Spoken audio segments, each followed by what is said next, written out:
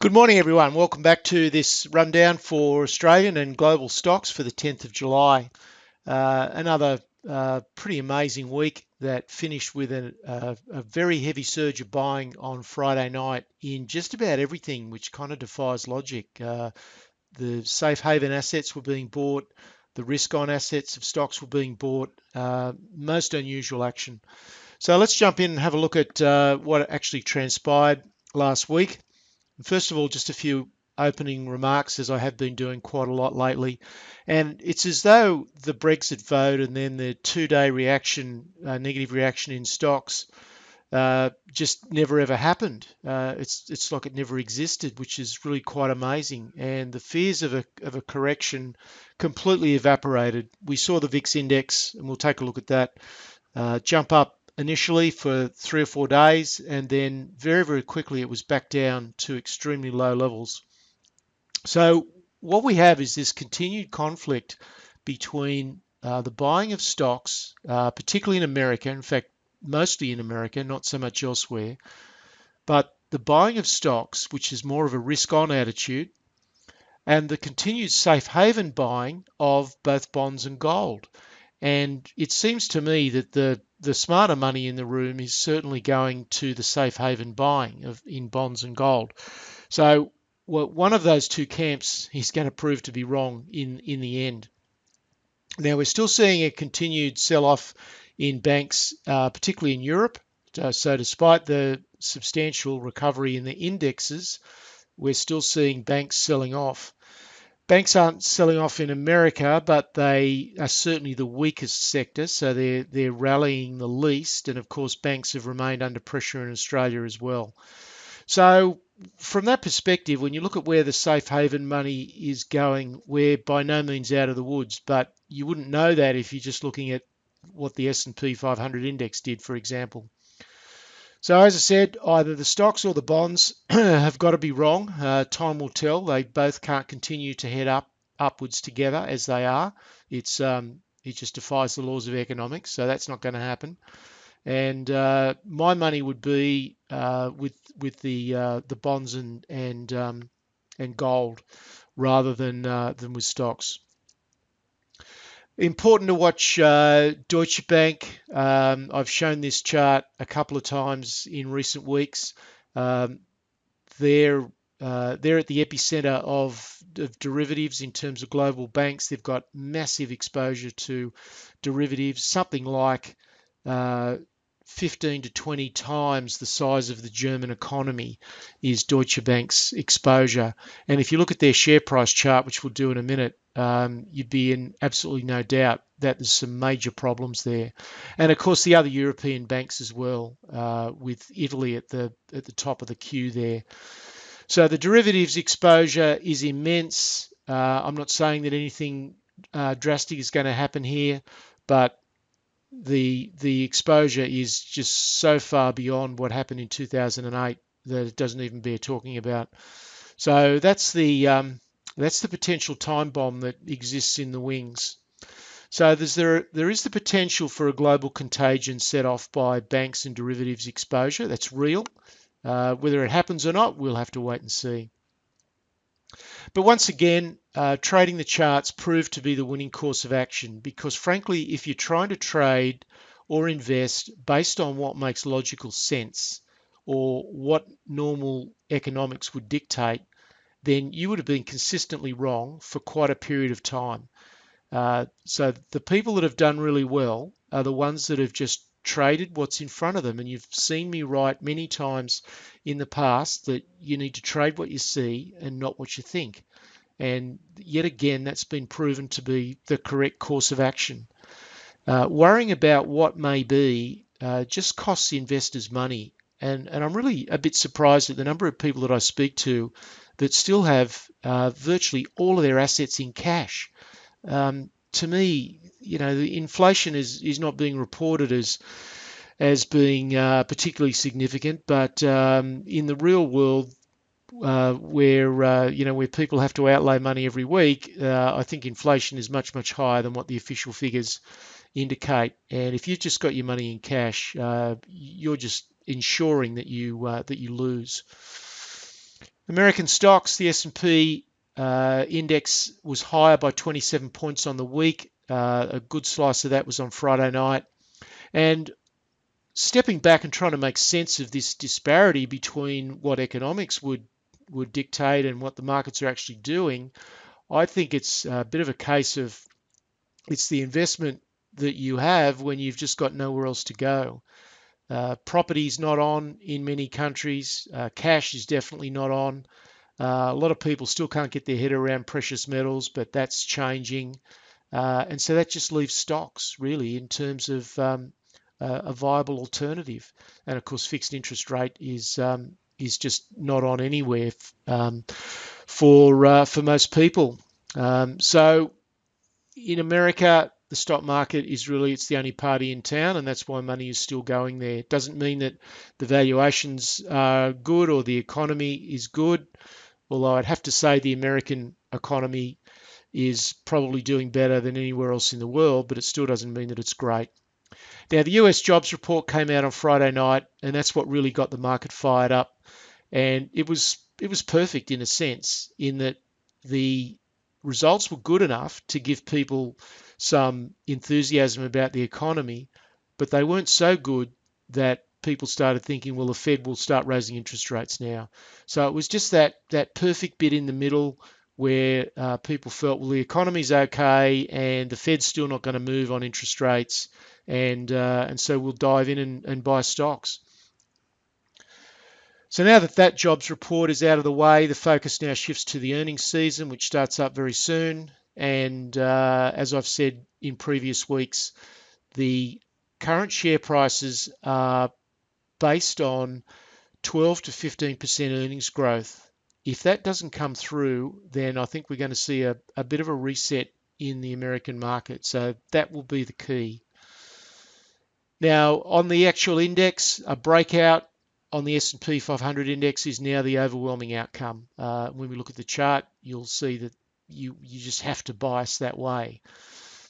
And that is despite so many fundamental reasons why it shouldn't happen. You just look at what's going on in Europe, you look at what's going on in China, Japan, the debt levels, the derivatives exposure. I mean, there's a list as long as your arm of all the things that are going wrong and could trigger a significant financial event. And yet stocks in the face of that just continue to go up. Really quite amazing. Now, we've had a number of failed attempts since 2014 to break to new highs on the S&P. So far, they've all failed, so it'll be really interesting to see what happens to this one. But I just want to make the overall point that there are always risks in stocks, no matter what part of the cycle that it's in. Sometimes it's low risk, sometimes it's higher risk, but there are always risks in owning stocks. But without taking some calculated risks, an investor's never going to get anywhere. So for the people that are sitting in cash, waiting for a better time or some sort of signal from the heavens that now's the time to invest in stocks, stop waiting for that because it's never going to happen. It's just a matter of how you manage that exposure, what exposure you have, and just working around your exposure rather than being full on or full off like a light switch. It's investing's not that way. You can do this in a much smarter fashion. Technically, we've now equaled a series of all-time highs, and to my mind, this needs to push on immediately because we've seen so many failed attempts at breakout. So I would, to feel comfortable that the US market is going to break out in a sustainable fashion, I'd want to see the S&P close next week above 2135, not just an intra-week excursion. The other thing that is a positive, I guess, is the aggressive sectors are starting to come back into favour. Consumer discretionary stocks were bought. Technology stocks were bought. So certainly some of the more aggressive areas, which is a good sign. Small caps are coming back into support as well. Speaking of support, 2080 and then 2040 are the key areas to look at. So let's take a look at some charts. We'll start first of all with the S&P. Look at the daily chart. and you can see the number of attempts that we've had to rally up since around, well, really the first one here was late 2014, and we've just had a whole series of these tops all the way through here. There must be nearly 10 or so there, and you can see that this was very, very close, within a point of being the all-time closing high. And this rebound from Brexit has just been quite staggering. You would have thought the circumstances and the fear of the unknown around that would have seen follow through. We broke these lows, so we had lows in March and again in May. Those lows were taken out very, very emphatically with the announcement of the Brexit vote. But as it's turned out, it's proved to be a false break, and you can see just how massively the market has rebounded. It's just, I just really can't put into words how staggering that is, given the circumstances. Just look at the big picture. There's the monthly chart that we've been looking at. Doesn't tell a great deal different story. We haven't finished the month yet, of course, so that's why that's looking a little on the. In fact, that chart is not. That's not correct. That hasn't updated properly. So turning now to, let's look at the VIX index. So there's the VIX. We had a spike around Brexit, and then very, very quickly have pulled back down, and we're now actually right back down at 12.5, which is just about as low as it ever gets. So any fear around the market has completely disappeared, at least in the American market. However, let's have a look at Deutsche Bank, because that tells a very different story. So again, we just pan back and take a big picture look. 2007, this stock used to trade, one of the world's biggest banks used to trade at $160. And now we've broken the GFC lows, were at $21. And now we're trading down at just on $13, and it continues to decline. So despite those huge rallies back in stocks last week and in the last 2 weeks, it's just continued to decline. Now, you don't need to know anything about banking or what's going on in Europe. You just need to look at that price chart, and that's when one of the world's biggest banks now trades at more than a 90% discount to its peak. Then clearly you know that there's something seriously wrong with that bank. And given the fact that they're sitting at the center of just extraordinary derivatives exposure, it doesn't take very much to go wrong for that to be a significant problem. Turning now to the US dollar, you can see not a lot of change on the week. So the movement in gold and other commodities has got to be seen through that light, the fact that it wasn't really a currency effect to any great extent. Now the Aussie dollar, we're still in this big picture downtrending channel.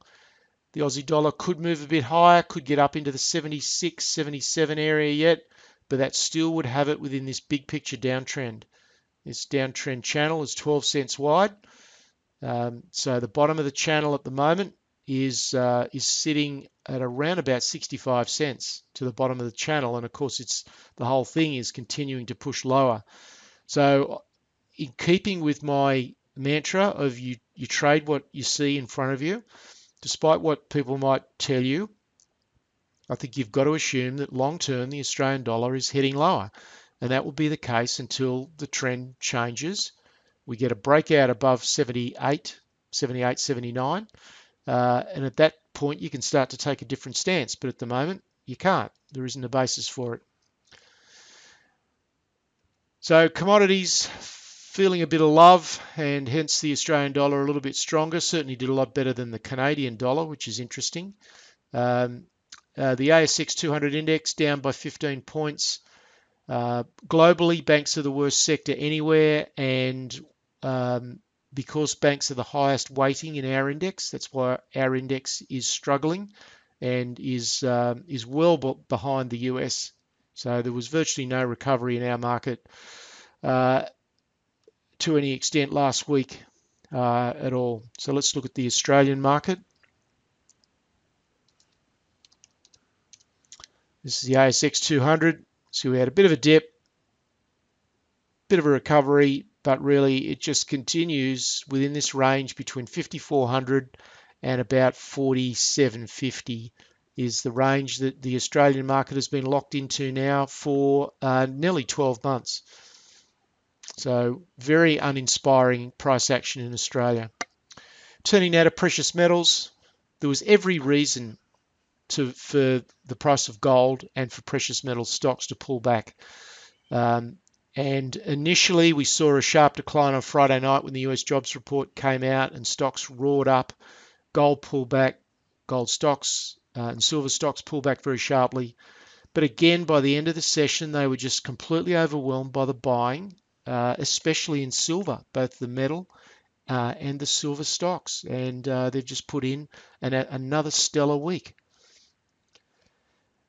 It seems to me that the buying in the ETF part of the market, so people buying exposure to gold but doing it through ETFs, as opposed to speculation in the futures market, the buying in the ETF market is just swamping out the selling that surely must be there in the speculative futures. They've gone up so much that you'd expect that at least there would be some profit taking, but that hasn't occurred. But putting that aside, and I've spoken about this many times, there is a mean reversion process going on in the gold stock indices to the gold price. So during the 4-year bear market, the gold price fell by around about 50%, roughly, but most stocks were down by 80 and 90%. So precious metal stocks sold off a lot more than the precious metals themselves. And so without the precious metals moving, we're getting this mean reversion in gold and silver stocks back to where they would normally be relative to the price of gold, which of course has to happen because the price of precious metal stocks should reflect their profitability. And so therefore there should be some sort of relationship to the price of gold. And that mean reversion process is what has started up since February this year. And whilst we've had some terrific gains and the main gold stock indices are up well over 140% and many stocks up a lot more than that, despite all that, stocks need to more than double from here without gold moving just to get back to the normal long-term average. And of course, we know that financial markets never just return to the normal. They overshoot in both directions. So there's certainly the capacity for stocks to run a lot higher yet without necessarily the underlying metals needing to do very much at all. Just for the record, gold was up by $18 on the week and silver shot higher again, as we'll see, and was back above $20, so back above an important resistance level. And over the last couple of weeks, I've been painting a bit of a roadmap. It's not one that I'm wedded to, but it was just a few tick boxes. I said that gold should retest $1,300 before advancing. It got down to $1,306 and then advanced, so that box is ticked. I said there should be some overbought unwinding in precious metal stocks. Well, I was dead wrong on that one. It hasn't happened yet, and that's pretty surprising given the time of year. And finally, I've been saying the next major resistance for gold is around 1550 and then 2000. I can tell you, even if the price of gold just gets to 1550, gold stocks will be much, much higher than what the current indications are. And if it gets to $2,000 an ounce, then frankly, I don't know where precious metal stocks will be, except that it's just going to bear no resemblance to their current prices. So the potential upside in precious metals is just immense. But let me reinforce, it is potential upside. It's a very volatile sector. It's difficult to trade. It's not just a matter of buying and holding. We'll see pullbacks in price that will absolutely take your breath away, and 99% of people will not be able to sit through them. So yes, enormous upside, but pretty challenging. Let's take a look at precious metals. Start first of all with the the weekly chart, and I've put a Fibonacci retracement scale on this from the lows at the end of last year to the previous peak in 2011. And we get some targets. 1377 is a target, and we're basically right at that now. And then beyond that, we've got some other targets up in the 1480 and 1580 area as well. And also, there'll quite possibly be a bit of resistance come in just a bit over the $1,400 mark. Looked at on a daily basis, you can see the big dip that occurred on Friday night, but then powered back and closed right on its highs. And then if we go to silver, and this is a really interesting chart because technically this is looking really good. We had an important resistance level just over 19. We broke through it. We've come back, we've retested it, and then we've blasted away from it again. So very, very positive price action for silver. And in the last run, if we go back to 2000 and after 2008, the last run, you can see when it broke through this key level at $19.50, then it ran very, very strongly, ran initially up to 31 before pulling back to 27, and then absolutely blasted up to 50. So that's potentially where we could be headed with silver. And of course, the silver stocks will amplify that. Sorry, I just meant to look at GDX as well. So there's GDX. We had some gaps through here that I thought may get filled, but again, that just hasn't happened. We came up to important resistance level at 28 on GDX, picking up these previous peaks through here. We didn't even get so much as a pullback to retest the breakout and finished very, very strongly on Friday night. So all the signs around precious metals continue to be very strong. Copper fell back to $2.13 and continues a long-term downtrend. I don't normally show this chart, but we're going to take a look at the 5-year chart for copper. And it really is a very poor economic signpost when you look at the long term. With the copper price falling as it is, it's not a good signal for the global economy. Crude oil was down to 45. This is the 5-year copper chart. You can see there's a pretty clear channel in progress there. We've had a consolidation here since the start of the year between $2 and $2.30, but we're starting to head back down again, and there's no way you can find anything positive to say about copper in that chart. This is the more normal chart we look at, the 6-month chart, just reflecting the shorter term ups and downs. So to wrap it all up, my strong advice, as it has been all along, is to stay with the trend, trade what you see until it stops being the case. So stay with the trend until the trend isn't. And that's just the only and best advice that I can give you. I think investors can potentially raise their non-precious metals exposure now, so exposure to all other sectors. But again, don't do anything sudden. Do it progressively. But with the S&P on the absolute cusp of a breakout, you've got to recognize that, even though you may not agree with it. And so I think you can raise your precious metals exposure another notch. Earnings season is going to be absolutely vital for how stocks go in America. Now, the low VIX index, it really belies what's happening in the bond and the gold markets, which still continue to show huge signs of safe haven buying. The VIX also defies the fear in the European banking industry. Just think back to the price chart of Deutsche Bank. I don't have price charts for the Italian banks because they don't tend to be listed on the American exchange, but they are an absolute disaster zone. So there's a lot of inconsistencies in the market, which makes it really difficult to do things based on logic. And that's why you've just got to come back to trade what you see. There's precious metals remain enormously overbought.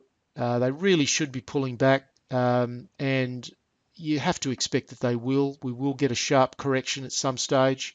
I know I've been saying that now for about 4 weeks, and it hasn't happened, but at some point it's got to happen. But the long term looks fabulous for precious metals. Trade management will be the key. It's going to be challenging. The vast majority of people are going to need some considerable assistance with that. So in light of that, if you're in that basket and you're not totally confident about your ability to negotiate through, then there's my contact details. Would love to hear from you. And through the week, I put out a video which was just basically inviting people that were keen to learn how to become better investors, or just to get a bit of a readout on how global markets were positioned, to contact me. And that offer stands. I'm doing it because I've got the knowledge and the resources to assist people, and I really think that over the next 6 to 12 months, the global financial system is probably going to come under some considerable pressure, and it's doing the same things over and over again is not what you want to be doing. That's it for this week. Cheers.